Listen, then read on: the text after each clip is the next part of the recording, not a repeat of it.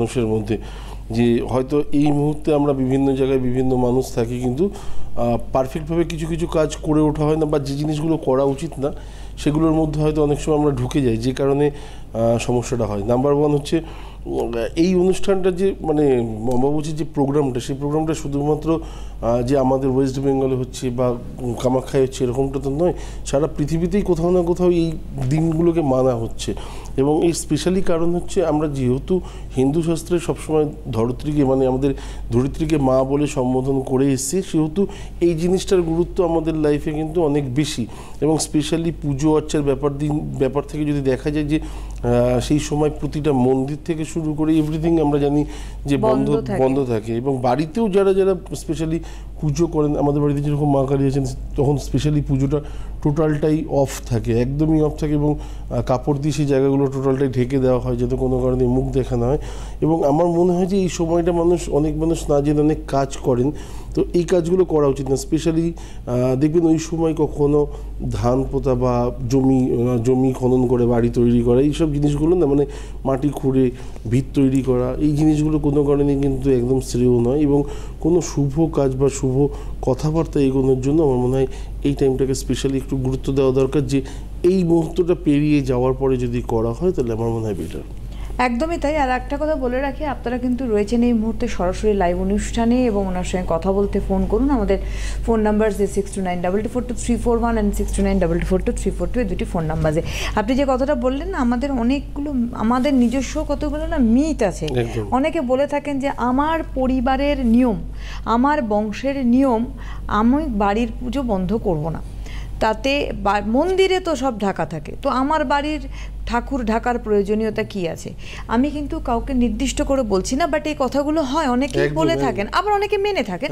But যারা মানেন না, আমি আজকে তাদের নিয়ে একটু বলার চেষ্টা করব যে এটা কি সত্যি মানে বংশের নিয়ম বা এরকম কোনো ব্যাপার, নাকি না সত্যি এটা করা উচিত নয়। না, স্পেশালি আপনি দেখুন, আপনার বাড়িতে যে দেবতাকে আপনি পুজো দিচ্ছেন, অন্য জায়গাতে মন্দিরই সেই দেবতাকে মানে সেই 4 দিন অ্যাটলিস্ট বন্ধ করে রাখা হয়েছে বা ঢেকে রাখা হয়েছে, যে কোনো কারণে সেই সময়টা তার সংস্পর্শে কেউ যাবে না, বিশেষ করে পুরুষরাও যাবেন না, মানে যারা পুরোহিত রয়েছেন তারাও যাবেন না।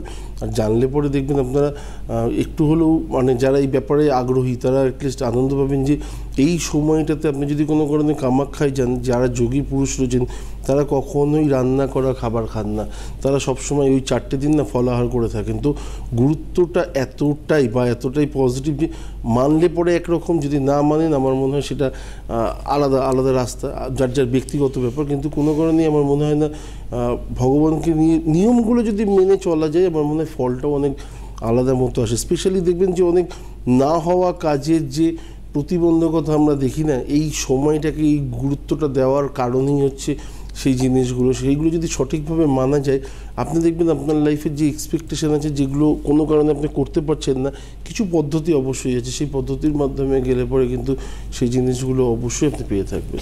এবারে আমরা যাবো যে আমরা কি করব আর কি করব না। আমাদের এই দুটো যদি আমরা একটুখানি ডিফারেন্সিয়েট করতে পারি, তাহলে বোধহয় অনেকটা স্বচ্ছ ধারণা তৈরি হয় মানুষের মধ্যে।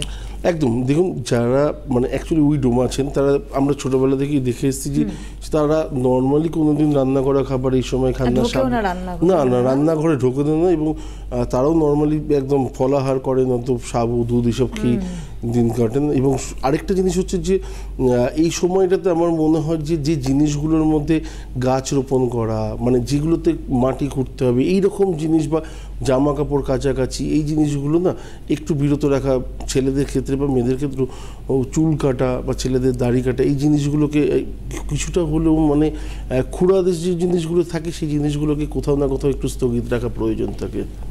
আর এই যে বিশেষ দিন অম্বুবাচী, একটা কথা বললেন যে শুভ কাজ না করাই ভালো। একদম। এবার আমি বলি যে অনেক সময় আমাদের, এই যে আপনি আরেকটা কথা বললেন, অনেক রকম আমাদের বাধা থাকে এবং আমরা সেটা ওভারকাম করার চেষ্টা করি। তাহলে অম্বুবাচী যেহেতু একটা বিশেষ মুহূর্ত, মা মানে আমাদের ধরিত্রীর ঋতু বলা হচ্ছে, তো সেই জায়গায় দাঁড়িয়ে ডেফিনেটলি আমরা কি বলি যে মানে ওই সময় কোনো মহিলাকে ডিস্টার্ব করো না ভাই, এবং ওই যেটা আপনি বলছেন যে কর্ষণ করতে না, অর্থাৎ আমাদের মাটি। বাট আমার সমস্যা রয়েছে, আমি ফার্স্টে বললাম ধরিত্রীকে মা বলি, হ্যাঁ একদমই তাই।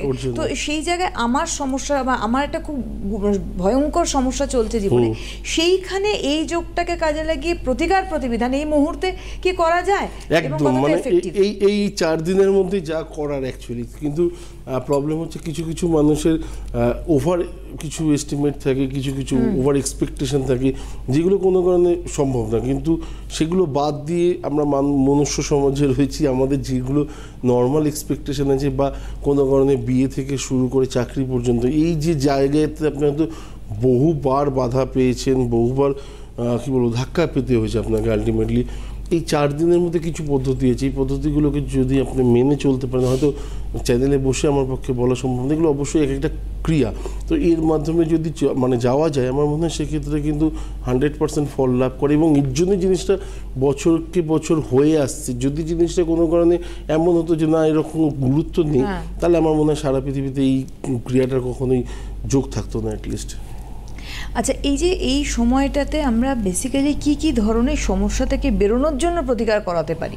না, যে বললাম চাকরি থেকে শুরু করে পর্যন্ত বিয়ে, মানে প্রতিটা জায়গায় ইভেন কি দেখবেন যে অনেকে সাংসারিক ক্ষেত্রে অশান্তি, হাজব্যান্ড ওয়াইফের প্রবলেম রয়েছে, সেক্ষেত্রেও কিন্তু এই সময়টা যথেষ্ট বেটার। কিন্তু এই সময় যদি আমি কাউকে বলি যে যাদের মধ্যে খুব বড় প্রবলেম চলছে, হাজব্যান্ড ওয়াইফের মধ্যে বড় প্রবলেম চলছে, তারা অ্যাটলিস্ট কামাখ্যা মন্দিরে যান, কিন্তু এই টাইমটাতে পা রাখার জায়গা থাকে না। তো আপনি যাবেন, হ্যাঁ অবশ্যই এটার পরে আপনি যান, কিন্তু টাইমটাকে যদি কাজে লাগাতে পারেন এতেও কিন্তু অনেকটা ভালো ফল পাওয়া যেতে পারে। কিন্তু তাছাড়াও কিছু ক্রিয়ার মাধ্যমে কিন্তু অবশ্যই সেই জিনিসগুলো কী বলবো আপনার লাইফে অনেক বেশি সুখকর পরিবেশ বা পরিস্থিতি তৈরি করে দিতে পারে। অবশ্যই।